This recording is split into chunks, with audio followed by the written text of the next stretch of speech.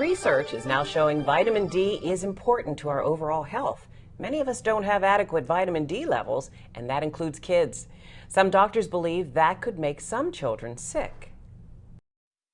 You're coming home, you're tired, you're aching. 14-year-old Benjamin Smolin was just a freshman in high school, but all of a sudden he was in constant pain.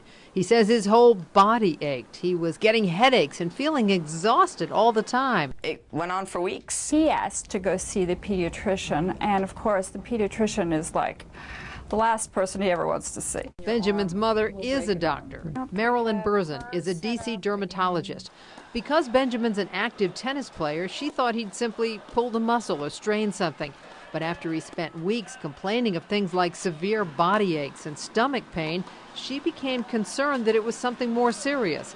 Doctors tested him for everything from arthritis to muscular dystrophy to Lyme disease. Everything came out normal, except that he had severe vitamin D deficiency. Doctors say most kids probably aren't getting enough vitamin D, a compound that aids in the absorption of calcium, which builds strong bones. When adults don't get enough vitamin D, they often suffer from osteoporosis.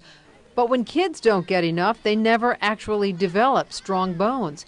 Dr. Laura Tosi is a pediatric orthopedist at Children's National Medical Center. The problem with teenagers is that they're at a time in their lives when they tend to stop listening to mom and dad. Teenagers will stop taking vitamins, and particularly our girls will stop drinking milk. Dr. Tosi says she's seeing more and more kids coming to her bone health clinic with low vitamin D levels. One study out of New York found that 70% of American kids aren't getting enough vitamin D.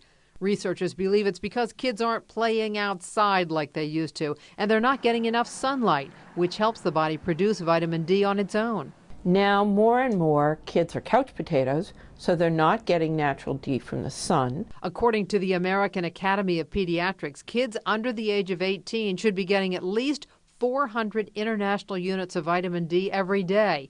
Considering that one glass of milk has 50 to 100 units, Dr. Tosi says kids probably need to be taking supplements. That's what Benjamin is doing now. Immediately after his diagnosis, doctors gave him 50,000 units of vitamin D once a week for 8 weeks. Now that his levels are back up, he's taking a smaller dose daily to get what he needs. Within about, I want to say 2 to 3 weeks, he started feeling a lot better. He grew immediately about 2 inches. A lot more energy, active, stopped hurting. Tennis felt a lot better, being able to do it. Many doctors are now regularly testing the patient's vitamin D levels. And that's right, Patrice, because many people aren't eating the right kind of foods, especially teenagers are not eating dairy products like they need to, and that's like yogurt, milk, etc. And that's where you get a lot of your vitamin D in some cases. Well, you mentioned supplements. How much should we take? Well, some people are saying as much as 1,000 milligrams a day, and even higher depending upon what your blood test shows that you may need. And of course, in some places where, like the Northeast, I hate to say this, but you don't get enough sunlight, and that's where we get a lot of our vitamin D. So if you're in a cold, gray area and not seeing much sun, you need to take more vitamin D, or at least get tested for your vitamin D levels in your blood.